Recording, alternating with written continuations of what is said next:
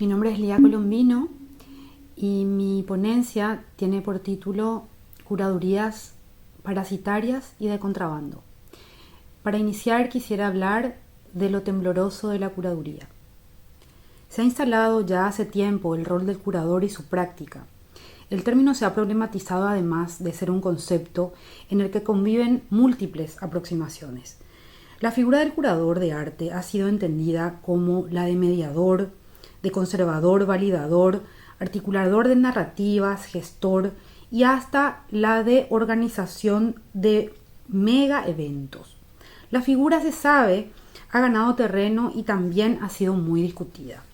Para descentrar la función del curador, propongo aquí una torsión del término desde una aproximación poética que arroja ciertas puntas desde su significación primera, que guarda relación con la palabra falla. En el derecho romano, la palabra curador viene de una figura legal que es la curatela. Esta figura resultaría de una imposibilidad, la del autogobierno de la persona. La figura del curador, distinta a la del tutor, tendría la función de complemento, no sería la de representar, sino la de asistir. Estaría entonces actuando solamente cuando las circunstancias lo requieran. Se lo denomina en algunas leyes, entre comillas, curador de fallas, atendiendo a supuestas fallas en el discernimiento de una persona. Esta sería la palabra que se utiliza en el arte para esta persona que ejerce unas funciones múltiples, que quizá esconde una idea de arte, de obras, de artistas, de instituciones, de que las exposiciones y todas estas personas necesitan de alguien que los asista. La torsión que propongo, en todo caso, descree de esta asistencia llana.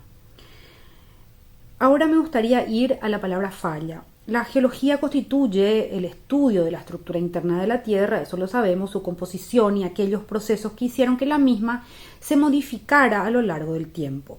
La falla para la geología supone una discontinuidad en la corteza terrestre debido a la fractura de las rocas. Estas fracturas son producto de movimientos, por supuesto, tectónicos.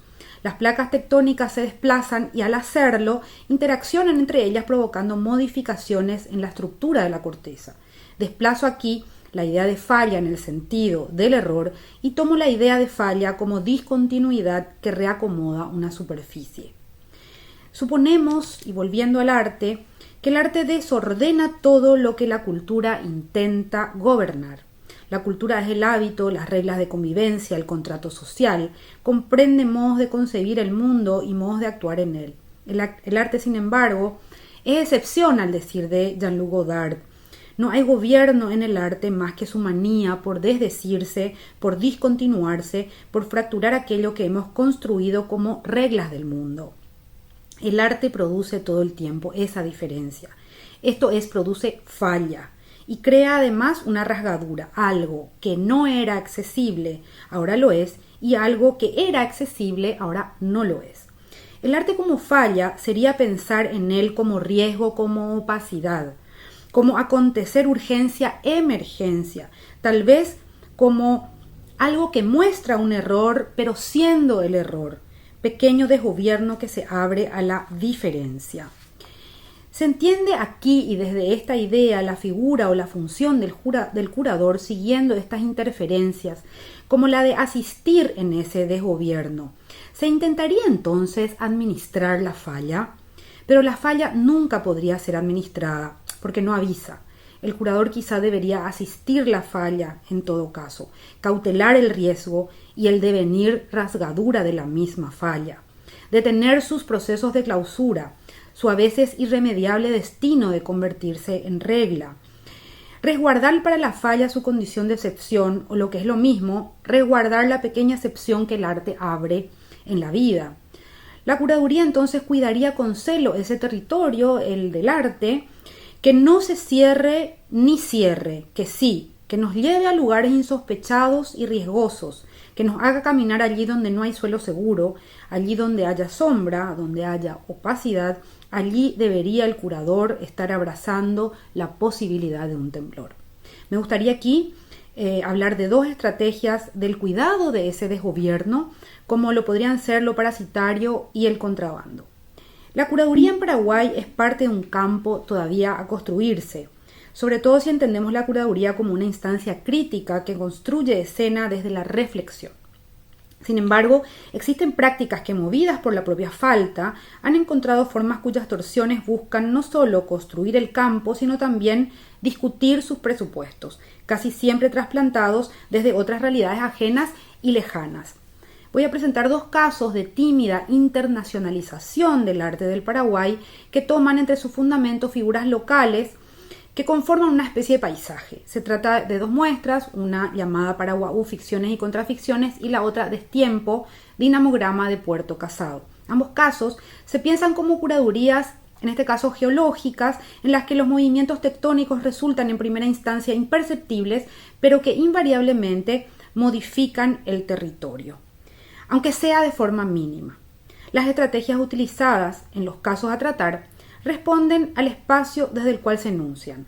Por un lado la idea del contrabando y por otro lado la idea de lo parasitario. Paraguay es un país subtropical, sin acceso al mar, de características muchas veces insulares.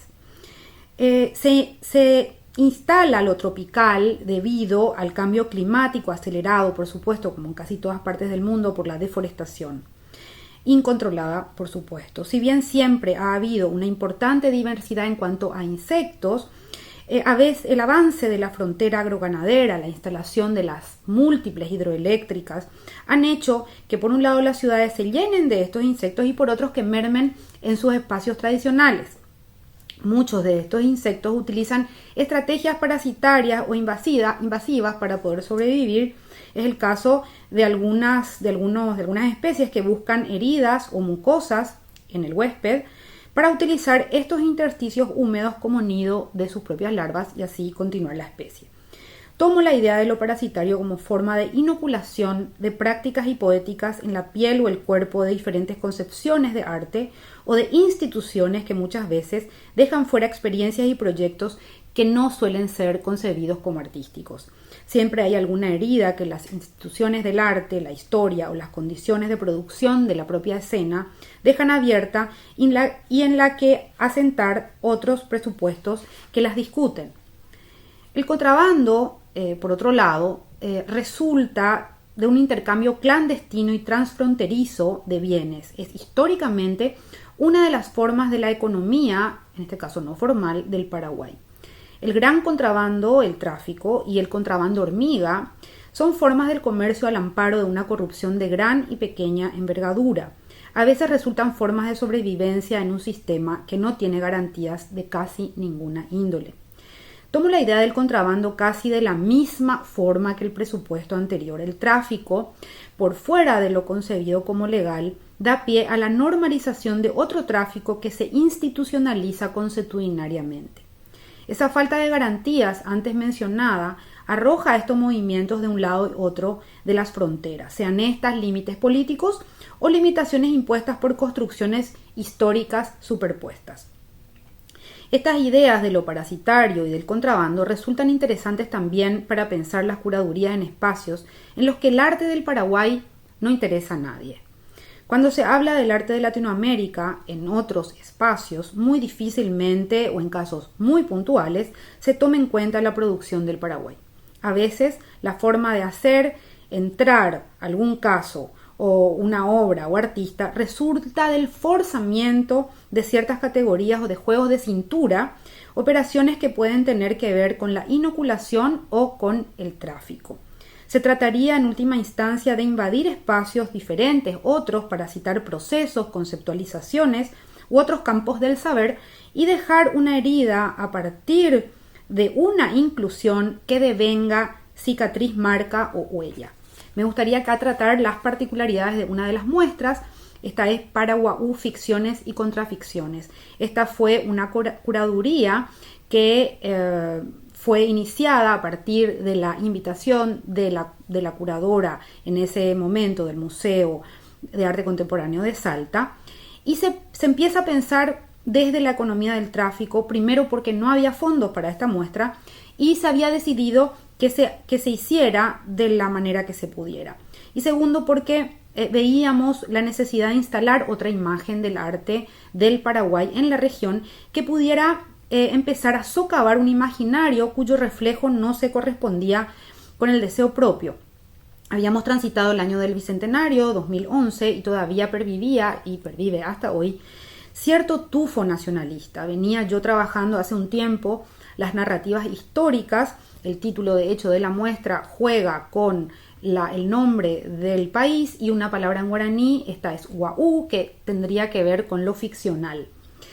Empezamos a hilar estas narrativas históricas con ciertas obras de artistas locales y también otros proyectos. La muestra no solo tenía la idea de discutir las ficciones de una historia oficial, sino también tenía que poder llevarse en un automóvil particular a más de 1000 kilómetros de distancia, atravesando una frontera y burlando los ojos aduaneros y gendarmes.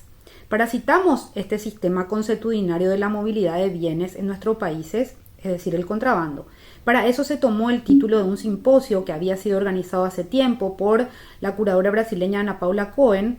Se llamó Curar con poco equipaje y lo pusimos en práctica. Las obras debían caber en 2 maletas o cajas y no mucho más. De hecho, debía viajar por varias ciudades de la Argentina casi con los mismos mecanismos. La muestra contó con la participación de 17 artistas y proyectos que no eran estrictamente artísticos y que desde su inclusión discutían también los límites de lo que podría ser o no arte. La idea de que todo un dispositivo que discute las ideas de nación y frontera atravesara un límite político sin el debido control y que la propia muestra se basara en la práctica del contrabando le daba espesor y constituía parte de la narrativa misma que se presentaba. Por supuesto, ninguna obra estaba asegurada. Los préstamos de las obras se asentaron en la confianza del artista hacia la curaduría, de igual forma que las mujeres paseras que trabajan de un lado y otro de las fronteras de nuestros países trabajan desde la total informalidad y crean redes solidarias que inventan nuevas reglas de convivencia y de asociatividad. Me gustaría ahora pasar al otro caso, que es Destiempo, Dinamorama de Puerto Casado. En este caso se dio una doble parasitación. La antropóloga italiana Valentina Bonifacio se encontraba realizando sus investigaciones de campo en Puerto Casado, una antigua ciudad de economía de enclave. Había sido durante casi 100 años, y dependiendo de quién lo mire y cómo, una postal de pujanza, de desarrollo fabril, pero también un lugar de explotación de sus empleados y de avasallamiento de comunidades indígenas y de sus derechos. En el año 2000 el pueblo con sus habitantes, la fábrica y varias hectáreas fueron adquiridas por la secta Mun. Bonifacio había acompañado en persona la lucha por la tierra de sus pobladores, había registrado la historia de las comunidades indígenas, todo esto en la primera década del siglo XXI. Cuando desde su posición de docente en la Universidad Ca' Foscari de Venecia, ella gana una beca para seguir investigando este tema, Bonifacio se compromete a levantar esa historia desde las voces de quienes habían perdido derechos, o sea, los pobladores. Bonifacio llegó al Museo del Barro, en donde ejerzo también el rol de directora, y propuso compartir sus investigaciones con algún grupo de artistas que se conformara para tal efecto, y que esa investigación antropológica fuertemente atravesada por la historia y la memoria no quedara solamente en un libro académico, sino que pudiera conectarse con los pobladores desde otro lugar. Ella quería pensar sus objetos de estudio parasitando los métodos poco sistematizados, hay que decirlo, que posee la creación artística para ver aquello que quizá no veía, además de pensar en esas conexiones extrañas que el arte a veces evidencia, tanto para con su trabajo como para los pobladores de Puerto Casado. Se organizó así una residencia artística en la que participaron 11 personas, 2 de ellas de la Parsons New School, la institución en la que ella estaba desarrollando su beca postdoctoral. Estos artistas, diseñadores, escritores, urbanistas viajaron a Puerto Casado con la antropóloga y conectaron sus prácticas, sus formas de aproximarse a su objeto de estudio, compartiendo con representantes de la propia comunidad, realizando una suerte de relato a muchas voces. Las ciencias suelen ser poco amables con el arte en estas tierras. La práctica artística no es vista como una instancia de creación de conocimiento. Este proyecto fue cruzándose de forma orgánica con varias instancias de las ciencias sociales, además de la biología, por ejemplo. Desde la curaduría de la que me encargué, se trató de poner en imagen unos tiempos revueltos, unas formas del tiempo en las que lo lineal no es la norma. Se obligó a la instancia académica a que mirara desde una poética que utilizaba una teoría del arte desbordada. La primera puesta en sala de esta muestra se realizó en Puerto Casado, en un aula de una escuela casi rural, en la que los visitantes la recorrían con desconfianza a veces, que es propia de estas situaciones, pero a veces también como si estuvieran mirando un álbum familiar. Ese acercamiento tuvo muchas consecuencias interesantes, de operaciones sobre todo de apropiación por parte de los actores de su propia historia. La muestra recaló en otros espacios, en Asunción, en Nueva York, en Venecia y en Rosario, Argentina. En el Museo del Barro se realizaron conversatorios, visitas para descendientes de los protagonistas de las historias allí recogidas. Viajó además en maleta, casi como la otra exposición, a Nueva York, para instalarse en espacios de paso de la Parsons, que al mismo tiempo albergó un coloquio que se denominó Our Own Devices, en el que Bonifacio propuso la posibilidad de una antropología inestabilizada por el arte. También llegó a Venecia, en donde aterrizó, por supuesto, en el Departamento de Antropología de la Universidad Ca' Foscari, y de allí a la Biblioteca de la Universidad Católica de Rosario, en la Argentina, un extraño derrotero para una muestra de arte cruzada, por supuesto, con otras instancias. Bonifacio, al permitir a los residentes ingresar en su disciplina, la hizo tambalear en ese desplazamiento. La imagen captada a partir de sus investigaciones, capturadas por otro ojo, atravesado por ese movimiento tectónico que puede ser el arte, le hace decir otra cosa. La imagen comparece ante otro testigo y éste le devuelve una instancia que antes no había sido convocada. En esa turbación, en esa puesta en mirada que Valentina propone, la historia también quizá tambalea. Para cerrar, querría decir que la curaduría es una entidad que actúa muchas veces como bisagra. A veces estas operaciones son entendidas como curatoriales. La metáfora que acerco en esta aproximación propone un desvío de las prácticas curatoriales entendidas como meras mediaciones, composiciones narrativas o exposiciones a modo de espectáculo. Atender el desgobierno propio de la práctica artística cambiante y riesgosa es también abrazar ese desgobierno en la propia práctica curatorial, que se abre a la posibilidad del error, de la discontinuidad y de la interferencia. Pensar la curaduría como complemento hace, por otro lado, que la práctica, vista muchas veces como traidora o como figura policíaca de la práctica artística, colabore trabajando en contra de la clausura impuesta muchas veces en los sistemas de arte locales y hasta regionales. Las metáforas de parasitación y tráfico podrían intentar poner en evidencia vulnerabilidades a las que están sujetas las condiciones de producción periféricas, que a su vez deben recurrir a estrategias desautorizadas de puesta en circulación de la propia producción. A su vez podrían resignificar circuitos que convencionalmente son utilizados para otro tipo de intercambio y puesta en circulación. A través de una artimaña o una trampa que emplea estas operaciones descritas anteriormente, se podría poner en cuestión, quizá de forma mínima, un territorio soberbio que suele ser el campo del arte y el campo académico. Este enfoque, marcado por gestos que buscan incidir sobre dichos ámbitos, también puede constituirse en un ejercicio de apertura que pueda atraer al interior de las prácticas artísticas y curatoriales otros registros que sin reformulaciones de categorías no tendrían asilo, desde los discursos académicos o científicos, o también los problemas sociales, formas alternativas o diferentes de conocimiento, intercambios interculturales críticos, por ejemplo. Las prácticas parasitarias pueden generar alteraciones sobre sus huéspedes, pero también pueden producir relaciones simbióticas, en que se genera una síntesis que permite la coexistencia por medio de adaptaciones. Dejar entrar ciertas prácticas en la institución puede suponer situaciones de intercambio en que la disciplina, los recursos o la infraestructura palien la precariedad de las condiciones de producción y, en contrapartida, esto permitiría a las instituciones reformular sus enfoques y sus prácticas. En cualquier caso, esto, por supuesto, no se va a producir siempre de forma dócil, una vez que estas relaciones estén mediadas por condiciones asimétricas de poder y podrían estar marcadas por modelos coloniales de relacionamiento. Esto, por supuesto, se tiene también en la mira.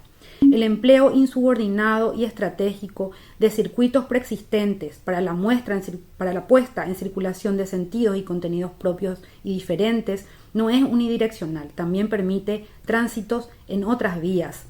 Abrirse, por ejemplo, a las posibilidades periféricas y horizontales disponibles en los pliegues de fronteras heridas, sean estas académicas, institucionales o territoriales. Muchas gracias.